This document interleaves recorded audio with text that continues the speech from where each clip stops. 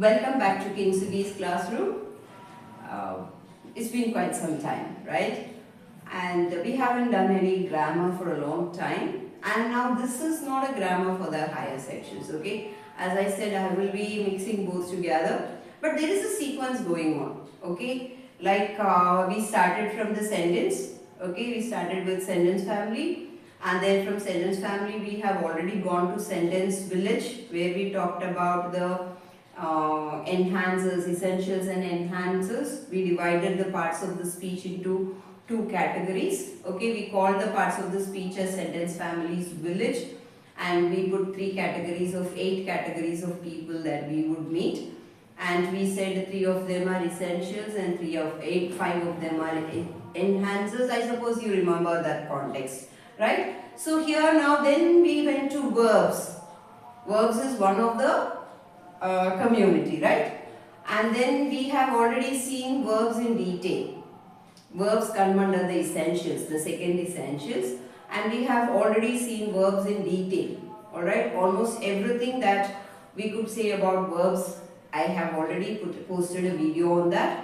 So we are done with it. Now we will go to the first essential one. You know, a sentence family does not exist without this, right? So now I have changed that into communities. Okay, I have given the sentence families village has 8 communities, and out of the 8 communities, 3 communities are essential. I said they are nouns and verbs and prepositions. Okay, we will talk about the enhancers later. The enhancing community, 5 of them are there. We will talk about them later.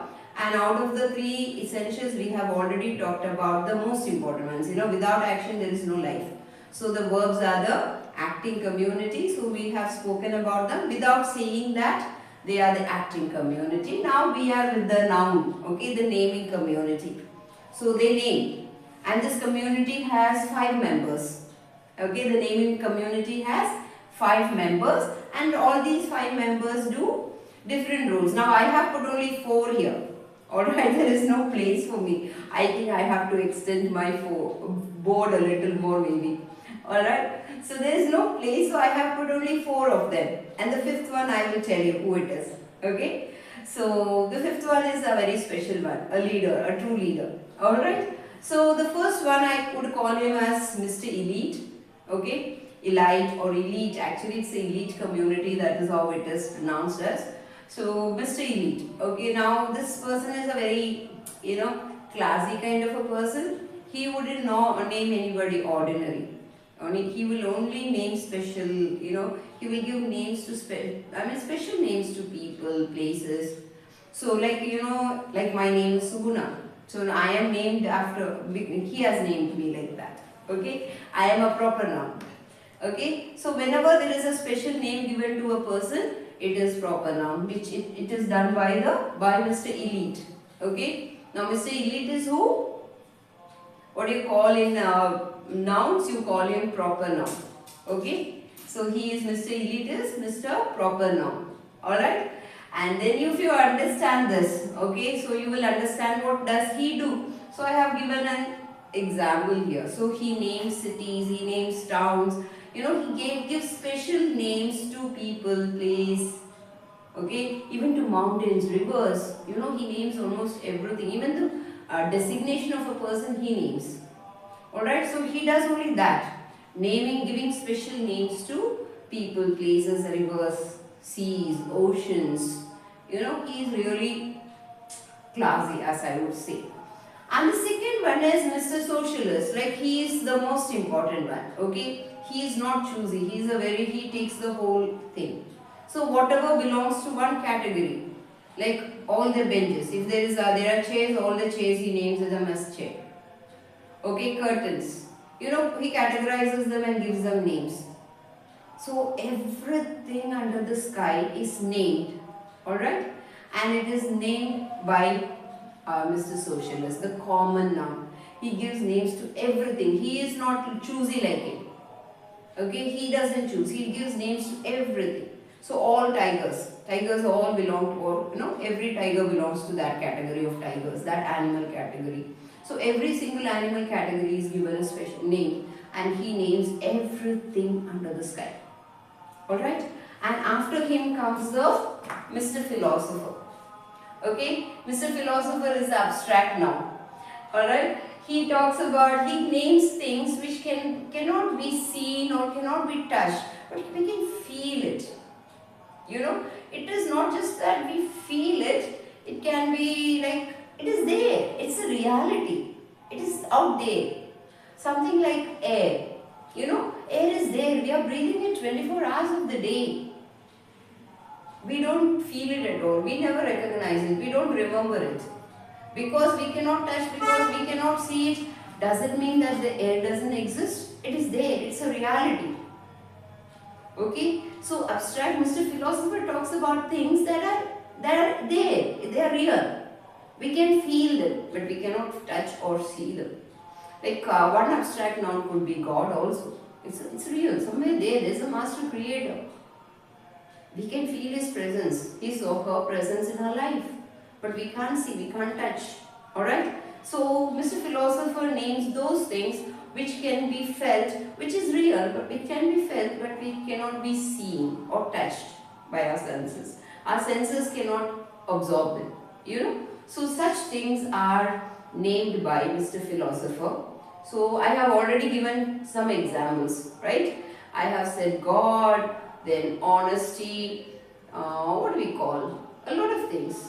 Okay, all that we can. Oh, you know, youth. Now youth is something, it is there, but we can't see it or we can't touch it. It's a state of being, like, you know. So these are things that are named by him. And the last one is Mr. Industrialist. Okay, he only will talk about the raw products. He is a manufacturer. His whole focus is on manufacturing things. So for him, the most important thing is the raw product with which, or the raw material with which he would be producing things, right?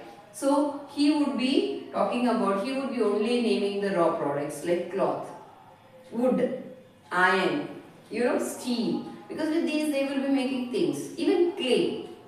Clay is a raw product with which we make pots, right? We make other things. So he names them. And then comes the last one, the invisible one. You can't see him on the board, but he is the true leader, okay? He groups people, he brings people together, he groups them, makes them into one, and he gives them names, okay? So whenever he finds people with similar interests, he names them. Like when he finds soldiers here and there, he calls them army of soldiers. When he sees a lot of flies together, he brings them together and makes them a group and says, a swarm of flies. And when he goes to the ocean, he sees many ships there. And then he says, fleet of ships, right? So he gives names to group, he groups people together, he brings people of same interest together, and then he gives them a name that stands for a group, alright? So that's why I say he's a true leader, because a true leader, he does that, or not? He identifies talents, puts them together and makes a group of them, and you know, he creates, you know, talents, you know. So that is what he does, okay? The collective noun, he collects people together. The name itself says he's a collector of things. He collects them and puts them under one banner, okay? So this is what I have thought of, you know, explaining.